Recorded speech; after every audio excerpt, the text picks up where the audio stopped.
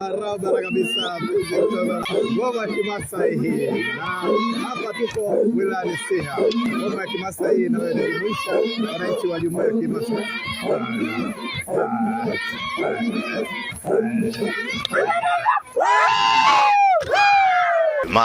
Marhaba. Ni ngoma hii ya Kimasai kutoka wananchi ambao ni wakaribishaji katika eneo hili la Save Wildlife, ikitukaribisha katika mandhari yenye mvuto kwenye pori ambalo limesheheni wanyama pori ambao wanaishi na binadamu. Na huyu ni simba anaitwa Nala kwa jina. Yeye ni simba jike na amepewa jina hilo mahususi. Ni moja tu ya mambo ya kushajihisha utalii pamoja na majina ya binadamu. Lakini simba huyu amefunzwa namna ya kuishi na binadamu bila kuwadhuru kwa namna yoyote ile. Kaa hapa bana. Nala kaa bana, kaa. Kaa.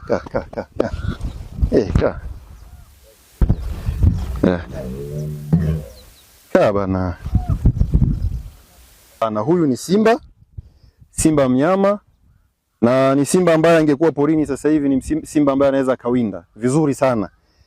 Lakini kupitia vijana wetu, kupitia Save Wildlife, ameweza kufundishwa, ameweza kutrainiwa vizuri sana.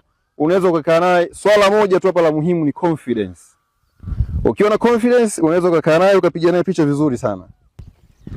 Simba ni mnyama mmoja rafiki sana, ila urafiki wake unahitaji upendo na amani.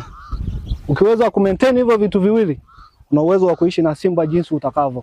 Mnapoyaona mazingira kama haya, tunaweza tukakaa katikati ya wanyama kama hawa. Utofauti wake ni nini ukilinganisha na maeneo mengine? Kwanza, wanyama wako huru. Wanyama wetu wanazunguka katika mazingira yao ya asili. Ni kama vile uko mbuga ya Serengeti, kama vile uko Ngorongoro, kama vile upo Tarangire. Tofauti tu ni kwamba kule wanyama unaoona kwa mbali na ukiwasogelea wanakimbia, lakini Save Wildlife wanyama unakaa nao karibu. Kama unavyoweza kuona, hawa ni twiga, pofu, wanyama ambao wamefunzwa, wameelewa, wanakula kwa karibu kabisa, hawaogopi wanadamu, wanahisi na wao ni part ya sisi. Limewezekanaje jambo kama hili hapa Tanzania? Uthubutu, na naweza nikazungumza kwamba uthubutu huu umefanywa kwa 100% na vijana wa Kitanzania. Tumekuwa waanzilishi kweli, lakini tumefanya kwa kiwango kikubwa sana kwa sababu tumejidhatiti. Tumejidhatiti na tumejaribu na tumeweza.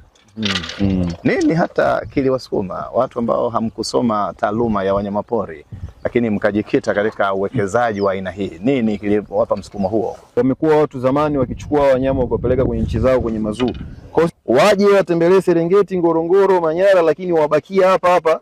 Hizi hewa ambazo zilikuwa zimebaki $900, $800 wazilete ndani ya hii nchi, zibaki hapa kwenye utalii wa namna hii, kwa sababu kuna watu wanaopenda. Kwa hiyo kuna eneo ambalo tunawafikishia, tunawafundisha. Baada ya kuwafundisha kwa muda maalum ambao tumeuweka, madaktari na timu ya management ambao tunayo wanakwenda kuangalia, wanakwenda kuobserve, kuangalia je, amequalify sasa kutoka na kukutana na watu kule nje. Kwa hiyo awali ya yote wanapata elimu kwenye sehemu husika. Wakisha qualify wana graduate pale. Tunawapa certificate of appreciation, wanarudi kwenye mazingira sasa ya kwao ya uhuru. Kwa hiyo tayari hapo tunakuwa tuna uhakika 100% kwamba wako salama kukutana na watu. Na lipi la kuambia watu ambao wanatamani kuja hapa Save Wildlife? Tumekaa makazini muda mrefu kule, stress ni nyingi. Wakati mwingine unaweza kwenda kumwambia bosi wako, bana, mimi kazi imenichosha bana, acha niondoke. Lakini ukipata muda wa kupumzika na muda wa kuja kumuona punda jinsi alivyo, twiga jinsi alivyo, madaha yake wakati anatembea, na simba, unajua simba ni mnyama anaye uwezo wa kumwangusha twiga, mnyama ambaye anaweza kumwangusha nyati, mnyama korofi kabisa porini. Unakuja unamuona kwa karibu, inaondoa stress na inakujenga kiakili. Ukitoka hapo ukirudi eneo lako la kazi, basi mambo yanakuwa ni burudani kabisa.